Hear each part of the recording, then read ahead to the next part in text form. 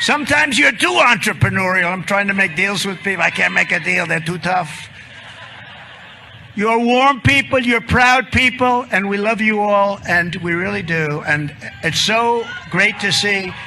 Even the crazy New York Times today had a big piece about Hispanics coming to the Republican Party. And a lot of people say it's the Trump Party that they're coming to. I'm saying let it be the Republican Party. But you do like me. I know that. You do like me.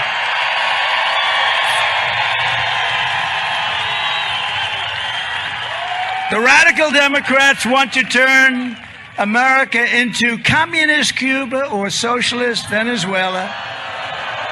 In the Republican Party, we are determined that America will never be a socialist country, and America will, sure as hell, we can't let this happen, be a communist country. And you know what? If we don't start winning these elections and winning them big and fairly, we're going to end up being a communist, not so, a communist country, because that's where they're taking it.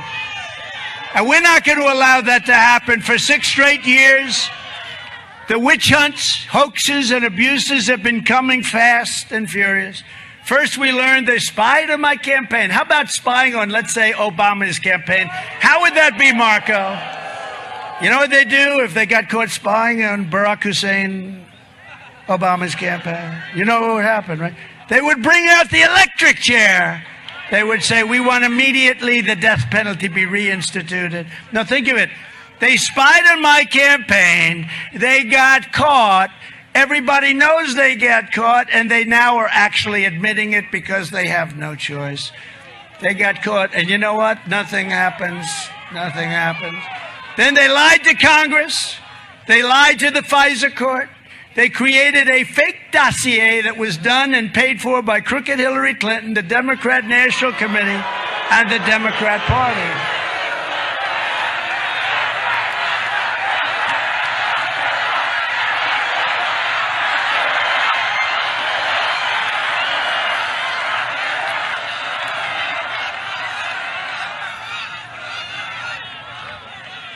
When that phony, crooked Comey came to my office to explain, sir, I have a dossier I'd like to tell you about. I didn't care about 99% of it, but there was one thing here that I said, this is not going to play well with the First Lady. And it turned out to be a total fake.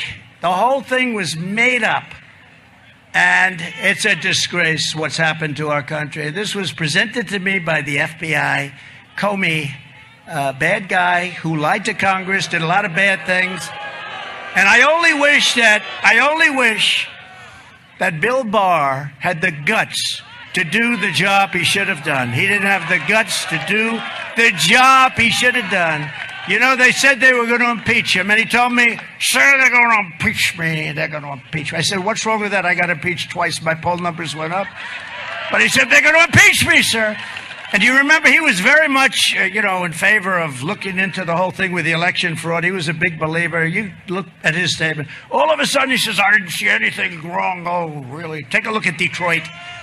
Take a look at Detroit. Take a look at Philadelphia. Take a look at Pittsburgh. Take a look at practically any place. Take a look.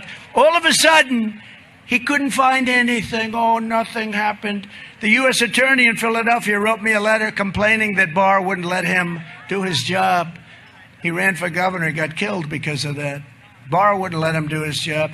We need people with courage and guts. He didn't want to be impeached. By the way, from that standpoint, it worked out very well for him because they said, anybody that's so stupid to think that there wasn't fraud in this election, we're going to leave him alone. And they did. They never thought about impeaching him again, but they were going to impeach him. And then I see him all over television. We need strong people. We need people with courage and guts, or this movement